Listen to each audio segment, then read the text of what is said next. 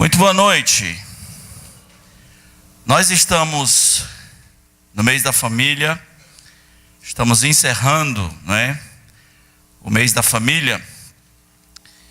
E hoje à noite nós vamos pensar sobre a salvação da nossa família. Abra sua Bíblia em Apocalipse capítulo 7.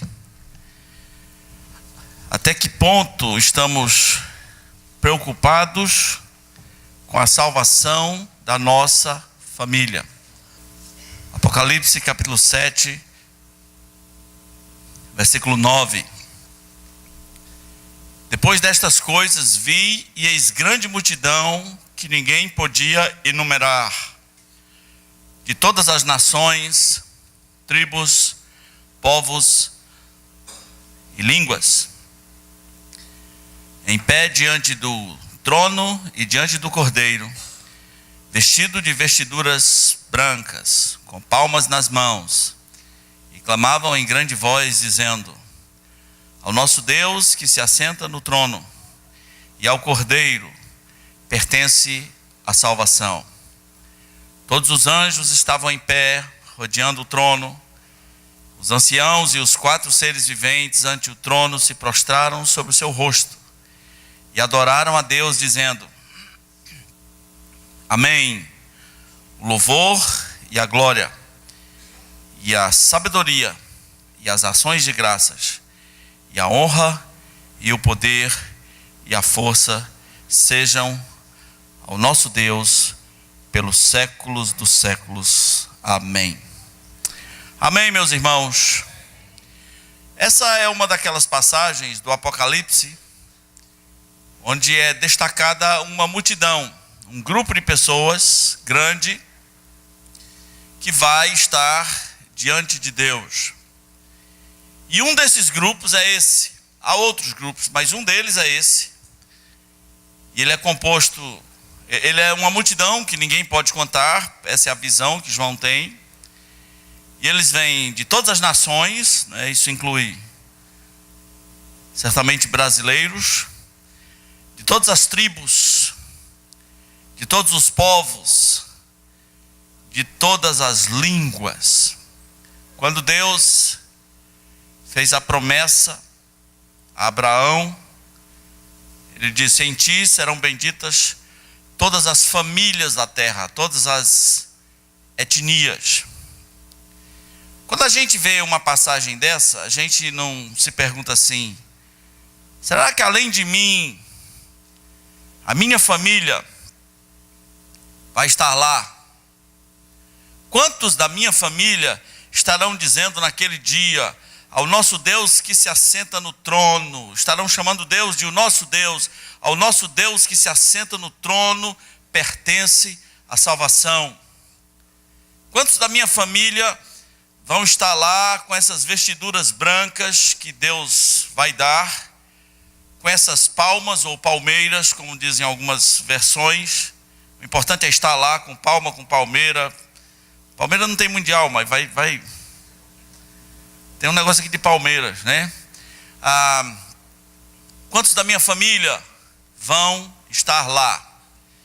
Quantos vão dizer: ele é o nosso Deus, eu o louvo, porque eu recebi dele vestiduras brancas, eu fui perdoado e agora eu posso clamar em grande voz? Nós vivemos num país que se diz cristianizado, num país que se diz evangélico, e aqueles que estão crendo no evangelho, se eles são nascidos de novo, eles precisam pensar seriamente na salvação de suas famílias. A salvação da família, meus irmãos, muitas vezes expõe um lado hipócrita dentro de nós. Porque eu vejo pessoas preocupadas com missões na Ásia, na África, missões na zona rural. Ai, tem que ir nos rios, pastor, quando é que nós vamos nos rios? Vamos subir nos rios, porque nós temos que pregar nos rios. E essas preocupações, às vezes, das pessoas não incluem preocupações com os seus familiares. Como é que eu vou fazer para ganhar minha família? para Jesus. Você consegue pensar na Ásia, no Japão, na África. Consegue pensar até em Marte. Diz que o pessoal vão fazer uma colônia em Marte. Já tem, se brincar, já tem gente querendo ser missionário para essa colonização. Mas não consegue pensar na sua família. Para completar o caldo, para completar o problema, o convertido de hoje, na sua maioria, já se converte vítima, já se converte com defeito, já se converte vítima de uma mentira.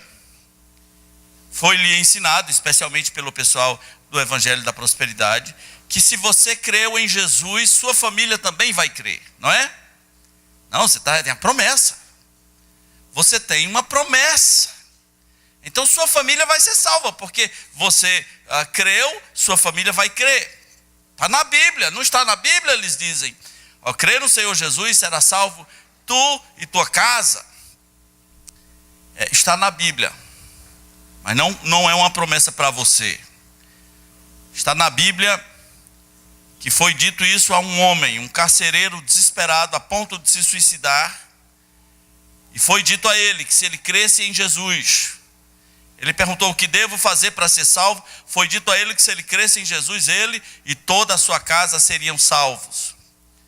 Não só foi cumprido na vida dele imediatamente, como foi cumprido no mesmo dia. Então, se você acha que está debaixo de uma promessa, que porque você é cristão, toda a sua família logo será cristão, e isso é uma promessa para você, gostaria de frustrá-lo. Não é assim que funciona. Abra sua Bíblia em 1 Coríntios capítulo 7. 1 Coríntios capítulo 7.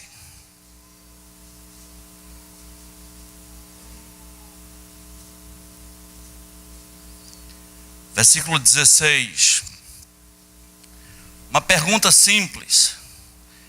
Pois como sabes, ó mulher, se salvarás o teu marido?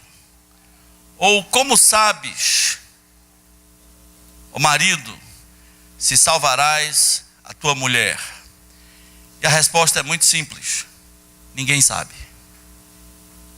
Ninguém pode dizer: não, meu marido vai ser salvo, meus filhos todos vão se converter, meus cunhados, meus co-cunhados, meus tios avós, minha avó, minha outra avó, todo mundo vai se converter, porque está na Bíblia, é uma promessa. Não é assim que funciona.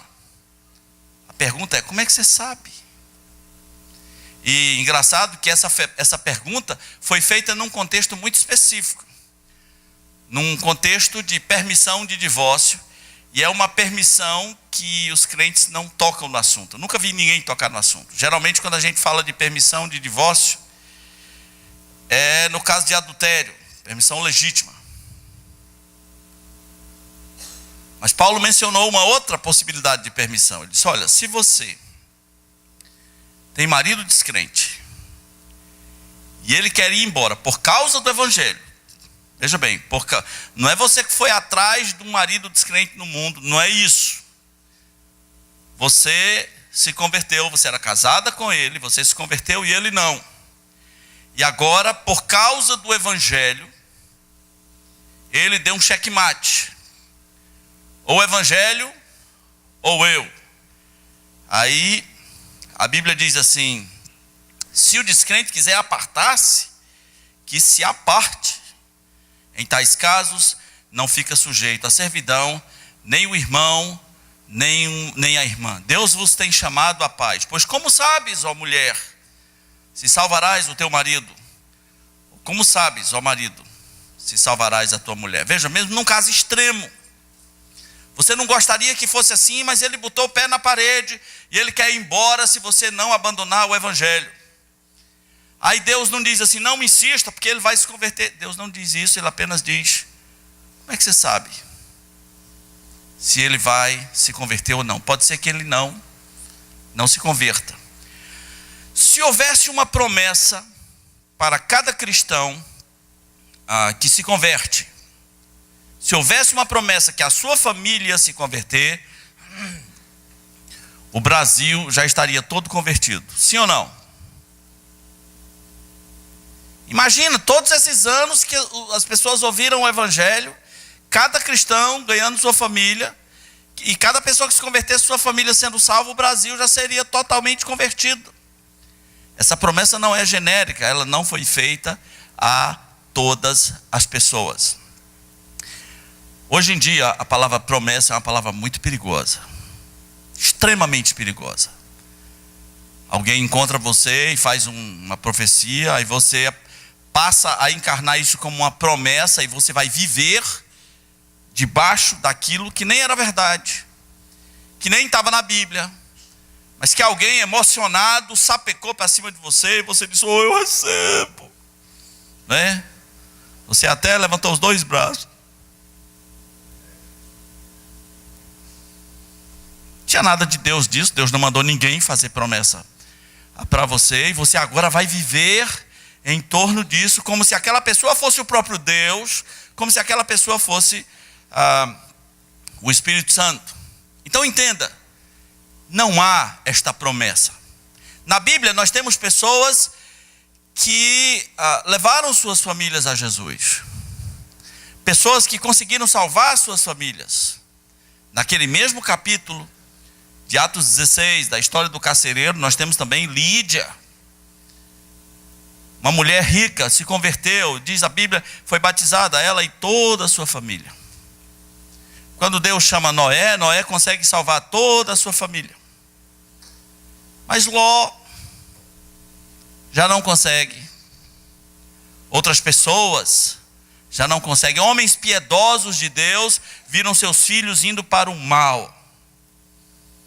Um homem como Samuel, que de vez em quando, Deus, quando vai repreender a nação de Israel, ele diz assim: nem que Samuel tivesse aí clamando eu faria. Nem que Samuel tivesse aí.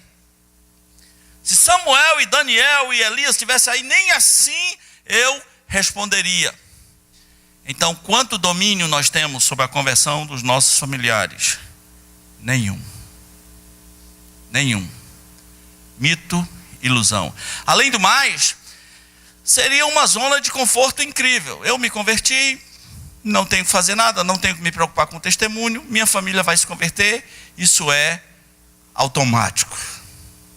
Que pena, não é assim.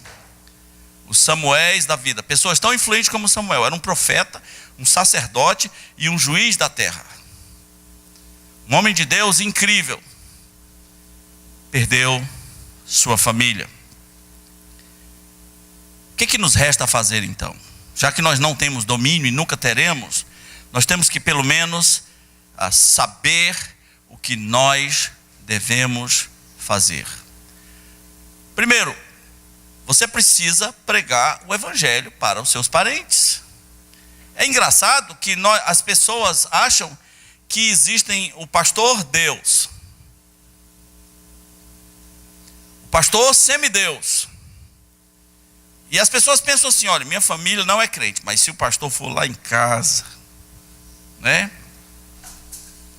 Se o pastor pregar para eles, se o pastor investir na vida deles. Meus irmãos, a nossa primeira responsabilidade de pregar o evangelho é com as pessoas que estão mais próximas de nós, os nossos familiares. Você alguma vez já pregou para os seus familiares? Você se importa? Eles estão próximos de você. Você os conhece muito bem. Você se importa em que o evangelho seja anunciado aos seus familiares? Talvez você não saiba pregar o evangelho. Pregar o evangelho não é dar carão nos meninos, dizer: menino, vamos para a igreja, menino, vamos para a igreja. Isso não é pregar o evangelho. Pregar o evangelho não é repreender supostos defeitos. Tira essa tatuagem, vagabundo. Isso também não é. Não é pregar o evangelho. Pregar o evangelho é fazê-lo como todos os cristãos fizeram. Eles anunciavam às pessoas a sua condição de pecador e anunciavam a solução em Jesus Cristo. Todo cristão precisa ter um método sintético, um fast food rápido de apresentação do Evangelho. Por muito tempo, pessoas usaram a estrada romana, alguns ainda usam a estrada romana, a pregação do Evangelho, baseada em 4 versículos de Romanos. Se não souber, pergunte ao Google, está lá, estrada romana. Se não gostar da estrada romana, tenha seu próprio caminho, tenha um texto para pregar o Evangelho. Eu, por exemplo, por muito tempo, e às vezes até ainda uso, prego o Evangelho a partir de um versículo da Bíblia. João, capítulo 14, versículo 6. Versículo 1, desculpa. Não se turbe o coração, credes em Deus, crede também em mim. E aí eu passo a mostrar que as pessoas, ao crerem em Deus, fazem bem, mas é preciso crer em Deus e crer em Jesus. Porque ele disse, creia em Deus, está certo, que bom começo, creia em Deus, mas creia também em mim. Seus familiares sentem a necessidade de que eles creem em Deus, mas eles precisam também crer em Jesus Cristo como o Salvador deles. Pregue o Evangelho. Fale da necessidade de resolver o problema do pecado. Não fale de igreja, muito menos da igreja dos outros. Muita gente vai pregar o Evangelho e coloca a sua igreja como sendo o máximo. E parece que está fazendo uma propaganda de igreja, mas não anunciou Jesus. Pregar o Evangelho é falar de Jesus Cristo. É colocar o ser humano frente a frente com a salvação. É colocar o ser humano frente a frente com o céu e o inferno. Talvez haja um problema porque você não pregue o Evangelho, nem para os seus familiares, nem para ninguém. Talvez você não se ache revestido da autoridade de Deus. Aí é um problema de crer, não é? Porque Jesus Cristo disse, recebereis o quê?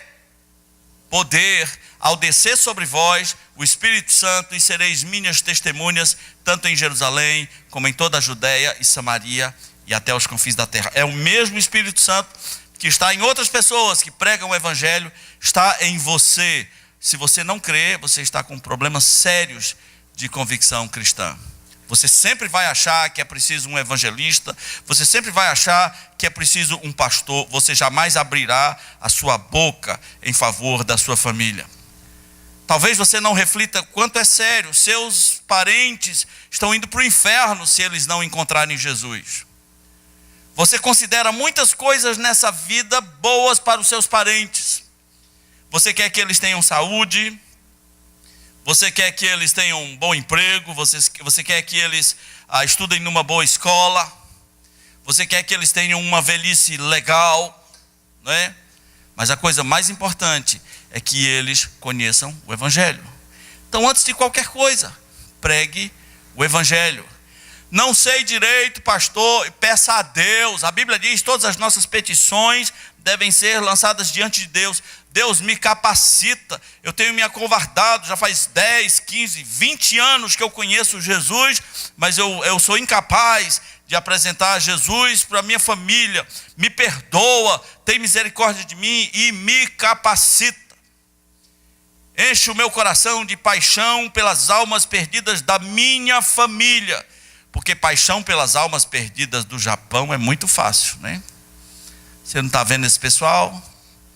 Você não tem compromisso com esse pessoal, mas paixão pelas almas perdidas da tua família, paixão pela alma perdida do teu cunhado, né? Você tem algum cunhado nocego, assim, bem nocego? Quase toda a família tem um cunhado bem nocego, né? Paixão pela alma perdida da tua sogra, do teu genro, paixão pela alma perdida da tua mãe, do teu pai, do teu avô. Peça a Deus que derrame paixão nessa área. Mas você precisa também orar pela sua família. As pessoas intercedem pelos outros. Seu pai, sua mãe estão ali do lado. Você precisa interceder por eles e dizer, Deus tem misericórdia da minha família. Havia um pregador reformado chamado John Knox. Ele sentiu um profundo desejo de evangelizar a Escócia. E por alguma razão Deus colocou muita paixão no coração de John Knox pela Escócia. E essa paixão foi crescendo. Ele orava todos os dias para ganhar pessoas na Escócia. E uma das suas orações ele dizia: Deus, dá-me a Escócia, senão eu morro. Deus, dá-me a Escócia, senão eu morro. Não precisa ser a Escócia, meu irmão. Pode ser sua família. Coloque sua família diante de Deus. Deus, dá-me o prazer de ver a minha família chamando o Senhor de o nosso Deus. Dá-me o prazer de ver a minha família chamando Jesus de o meu Salvador. Queira ganhar os seus familiares para Cristo. Abra sua Bíblia comigo em João capítulo 1, versículo 42. Tem uma frase muito bonita que deveria despertar o nosso coração para ganhar os nossos familiares.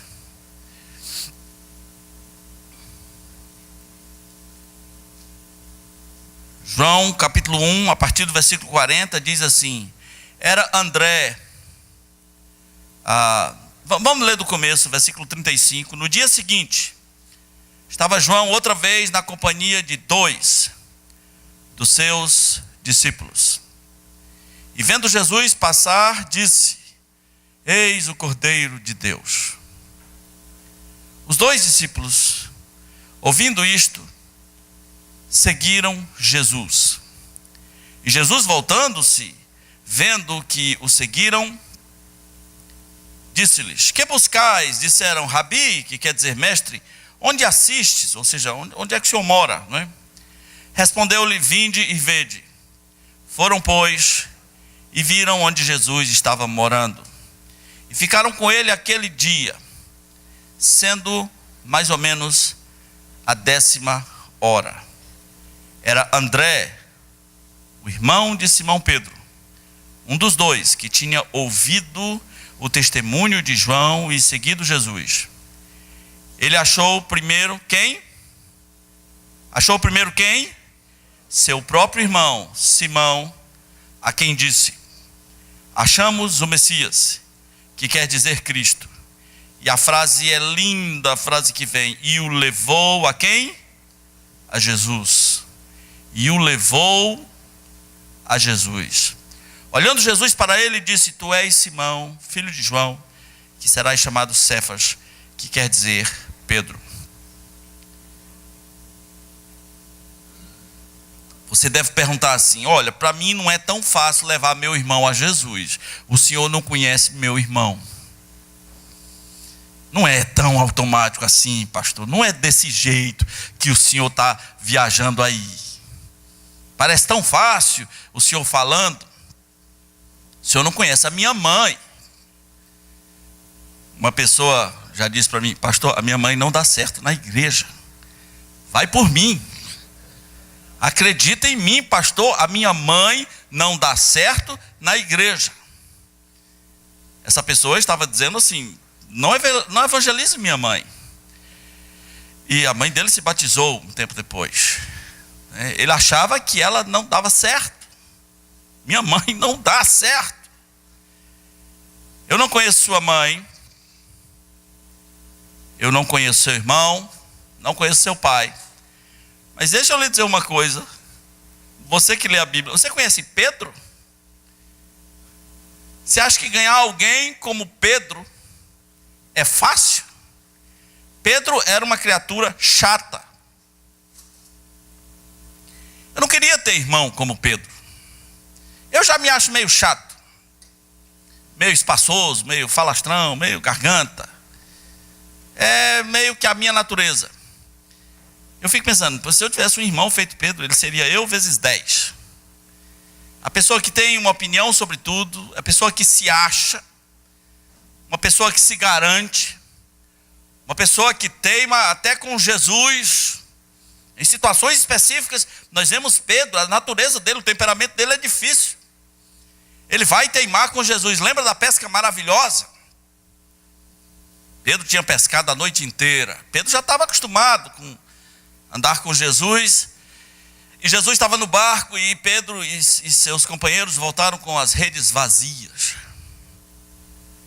E Jesus no barco, no auge da sua autoridade, disse: joga ali, Pedro, ali ó. Tem peixe ali. Isso é uma dica legal, não é não? Ali. Pedro estressado. Deve ter pensado no seu coração: quem ele pensa que é? O pescador aqui sou eu. Eu pesquei a noite inteira. E ele olha para Jesus e diz assim: Senhor, nós pescamos a noite toda. Ele teima com Jesus. Mas sob a tua palavra, é só em respeito, tá? Sob a tua palavra lançaremos as redes. É só porque nós somos discípulos aqui, o Senhor é o mestre. Isso é um irmão chato. Eu acho que André devia dizer assim: Pedro, calma aí, velho, segura essa onda. Fica calmo. Fica calmo. Toda hora ele é contraditório. Toda hora. Jesus disse: eu vou lavar os pés de vocês. Ele disse: jamais lavarás os meus pés. Aí Jesus disse: se eu não lavar os teus pés, você não tem parte comigo. Então lave também minha cabeça aqui logo.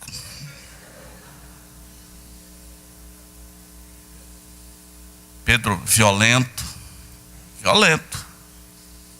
Lembra? Arrancou a orelha de um soldado com uma teçadada. Pedro já convertido, discipulado. Olha que Jesus... É por isso que eu não tenho problema com crente chato. Quando eu vejo os crentes que Jesus treinou e as melecas que eles fizeram, eu digo: Jesus treina o cara 3 anos sobre amor, sobre paz, sobre temperança. Vem uma crise, ele arranca a orelha do soldado com um teçado, com a espada. E Jesus disse: Pedro, põe na bainha, né? Não é como o irmão mete na bainha, né? Jesus falou, e o irmão leu assim: mete na banha, né? Pedro é chato. Será que seu irmão é mais chato que Pedro? Será que sua mãe é mais difícil do que Pedro? E André está tão cheio de amor agora pelo Messias. Ele está tão cheio de convicções que ele disse: achamos o Messias. Achamos o Cristo. Você já disse para sua mãe: eu conheci Jesus? Ou será que você só falou assim: eu estou indo lá na igreja? Não é diferente, né? Eu conheci Jesus, eu estou indo na igreja. Estou indo lá. Por quê? Porque é legal. Não é? É isso para você? O evangelho é isso? Eu estou indo ali na igreja. André o levou a Jesus. Eu conheci Jesus. Quero que você conheça também. Veja, eu tenho dito para você pregar o evangelho. Tenho dito para você orar pela sua família. Eu tenho dito para você ter a fé que André teve. Eu vou levar Pedro. Se começar, se eu levar o Pedro, eu levo o resto. Né? Se eu levar o Pedro, levo o resto.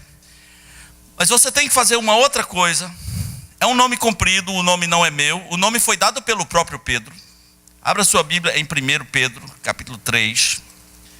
Qual é esse nome que Pedro inventou que vai influenciar a tua família? É um nomezinho fácil de memorizar. Chama-se comportamento honesto, cheio de temor. É assim que eu e você temos que viver em família.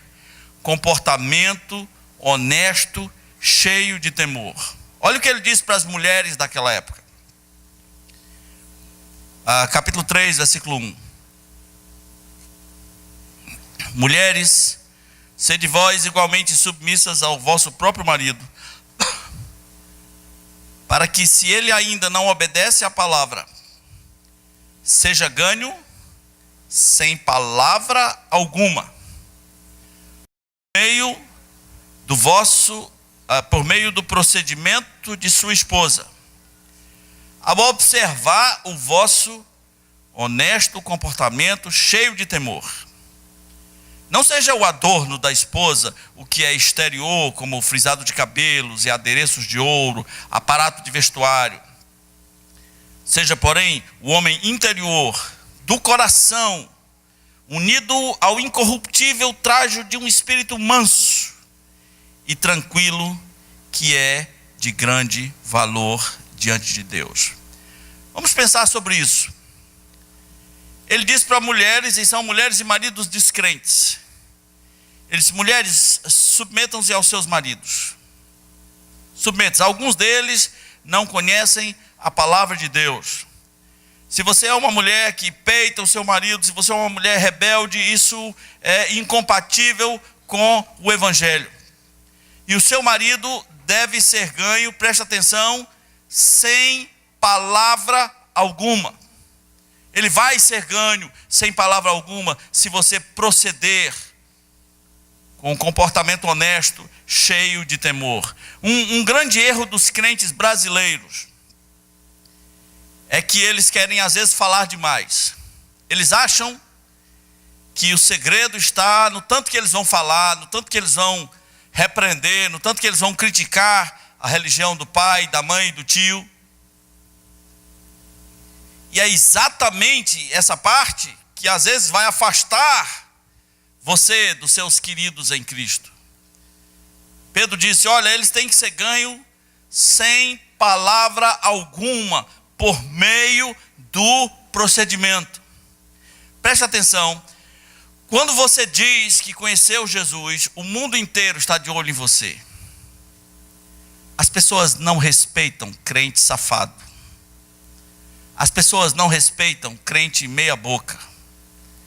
Eles querem olhar no seu olho, eles querem saber se você realmente é parada dura, eles querem saber se você é convicto, eles querem saber se você é casca grossa, eles querem saber se você aguenta a provação. Mas a sua família também está de olho em você. E eles conhecem você muito bem. Eles conhecem os teus defeitos, as suas manias. Eles conhecem seu estilo. E eles observam. E se eles não veem mudança, eles dizem no seu coração: isso aí não tem poder. Isso aí não serve para mim. Além do mais, tanto homens como mulheres, sejam jovens, sejam velhos, precisam trabalhar suas vaidades. Pedro disse que, e olha que ele falou isso há quase 2000 anos atrás, que a coisa mais importante numa mulher não devia ser o exterior, como o frisado de cabelo, as joias, o adereço, aparato de vestuário. É como se Pedro olhasse para uma mulher do século XX, século XXI, que fez uma chapinha, e agora está carente de elogios, está carente que alguém diga: sua chapinha está incrível, sua chapinha, oh glória por esta chapinha. E não rolou, né? Nem o marido viu, né? E Pedro diria: minha irmã, não deve ser esse o seu poder. Veja, não é uma questão de proibição. Ele está dizendo que isso aí não é o teu adorno, não é o teu verdadeiro adorno, não é a essência que vai fazer com que pessoas digam: que mulher incrível, que mulher poderosa. Salomão, o capítulo 31 de Provérbios disse que a aparência é enganosa, vã é a forma, como é a ordem daquelas palavras lá? Como? Enganosa é a graça. Chapinhas enganam, não é? Batons enganam. Rímels, glosses. Eles não estão proibindo os glosses. Ele está dizendo: minha irmã, isso não é você. Isso não é a verdadeira você. Essa permanente não é a verdadeira você. Essa joia incrível que você comprou de 13 vezes no cartão, no Black Friday, não é você. Se você acha que vai encantar o mundo com isso aí, está faltando alguma coisa em você. Ele disse, não seja o adorno como a cabeleira frisada. A cabeleira frisada era a chapinha da época. Algumas mulheres caprichavam tanto nisso que ainda botavam uns pó de ouro aqui, que era para ficar bem no jeito. Ele disse, não seja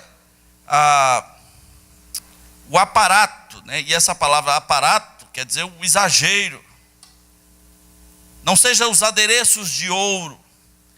Então ele está trabalhando a vaidade. Se você acha que você mostra a verdadeira você ao mundo com essas coisas, cadê a sua essência de perdão, de amor, de compreensão? Cadê o teu olhar de misericórdia? São essas coisas que vão conquistar pessoas.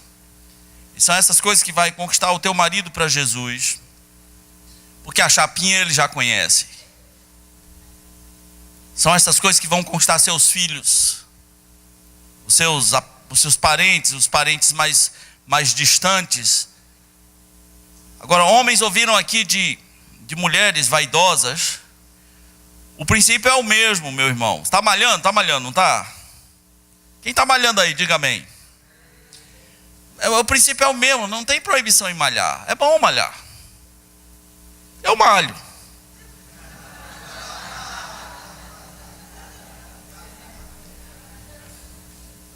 Mas eu não fico na frente do espelho me auto-admirando.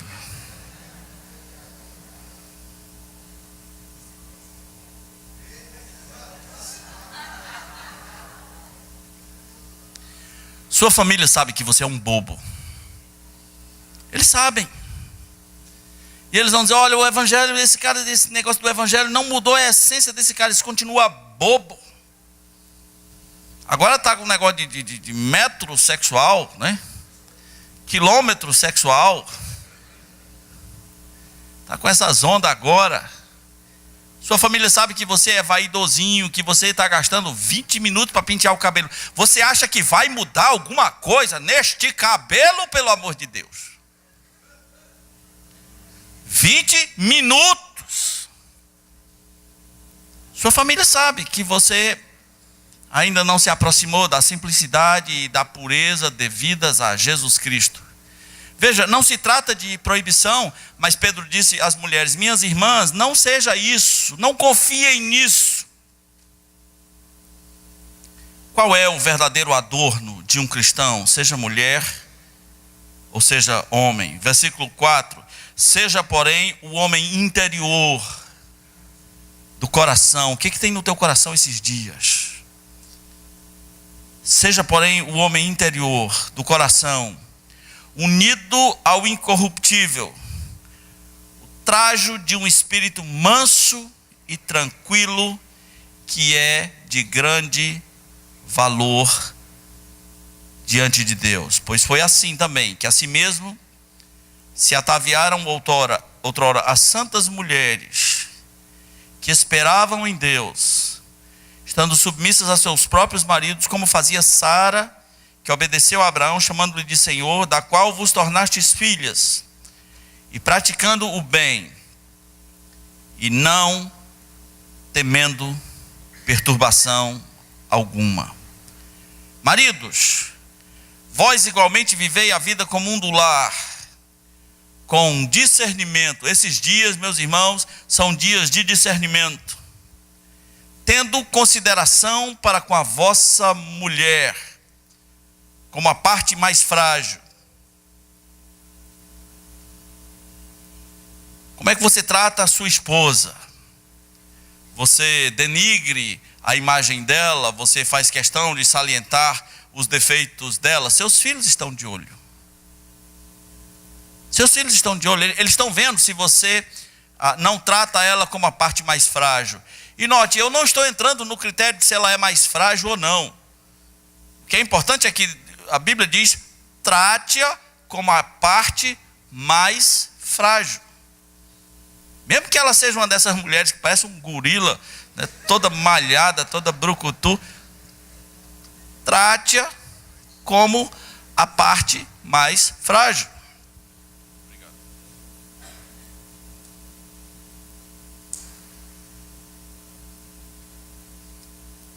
Sim, ela tem um emprego, ela ganha censos, R$1.000. Ela parece independente, ela é malhadona, ela está sarada, seja lá o que for, a Bíblia diz, trate-a como a parte mais frágil. Pedro diz também, tratai-a com dignidade, vocês são herdeiros da mesma graça. A síntese de tudo isso é honesto comportamento cheio de temor. Eu deveria me comportar dentro da minha família com temor a Deus.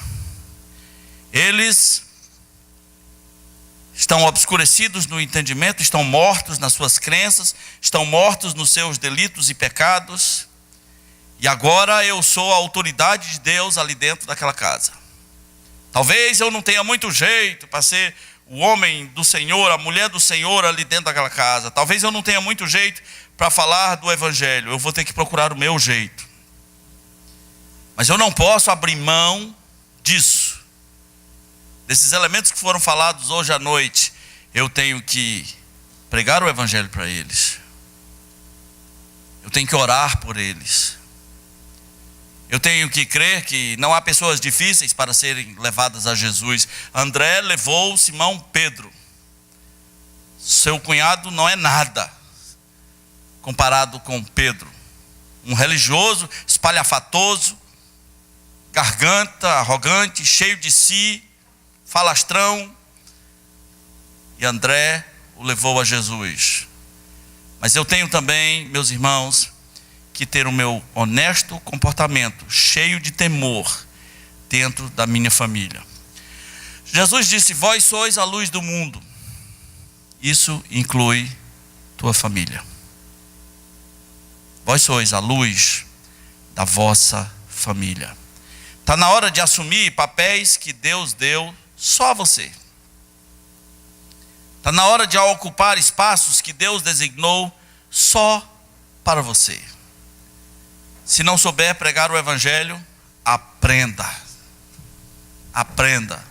Não é criticar os outros, não é falar da religião dos outros, não é falar que a sua igreja é legal, é colocar o ser humano na condição de pecador e mostrar Jesus Cristo como o Filho de Deus, a solução para ele, o Filho de Deus que morreu na cruz por nossos pecados, e que não há outro nome. A Bíblia diz, esse mundo que contaminou seus pais, contaminou sua família, diz que há muitos caminhos para chegar a Deus, mas a Bíblia diz em Atos 4,12, não há outro nome, nem no céu, nem sobre a terra, nem embaixo da terra, pelo qual importa que sejamos salvos. Não há outro nome.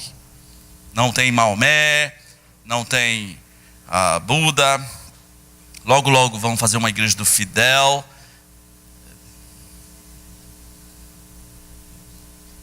Não há outro nome. Seus familiares precisam saber disso. Não há outro nome. Eles precisam ser colocados diante dessa realidade. É Bíblia. Ou a Bíblia é mentirosa, ou os sistemas mundanos são mentirosos. Talvez seus familiares achem que Jesus era um homem bom. Não pode ser um homem bom. Um homem bom não sai por aí dizendo, eu sou Deus. Eu sou o único caminho. Ele não é apenas um homem bom, ele é Deus. Deus feito homem que veio aqui nesse mundo se entregar por nós. Vamos orar. Nosso Pai, nós queremos te pedir hoje, meu Senhor, aqui nesse encerramento do mês da família, queremos te pedir, Senhor, que o Senhor dê uma visão toda especial a nós como igreja, para olharmos para dentro da nossa família, para os nossos queridos, como sendo um campo missionário, urgente, como alvo de oração, um campo missionário de pessoas necessitadas, de suas almas clamando por uma esperança, clamando por salvação, e que nós olhemos para eles assim, dessa maneira, e que nós nunca, jamais nos cansemos de testemunhar, de crer que pessoas difíceis podem ser levadas a Jesus, que nós nunca, jamais nos cansemos, meu Senhor, de ter o nosso honesto comportamento com temor ao Senhor dentro da nossa família, medindo as palavras, calculando decisões, calculando impactos, vendo as implicações do nosso testemunho para com os nossos queridos. E que, como resultado disso, meu Senhor, assim como André levou Pedro a Jesus, que essa jovem leve sua mãe a Jesus, que esse pai leve seus filhos a Jesus, sua esposa a Jesus, que essa mulher leve seu esposo a Jesus, sua nora, seus cunhados a Jesus Cristo. Faz-nos desejar isso ardentemente, Senhor. Nós pedimos em nome de Jesus. Amém.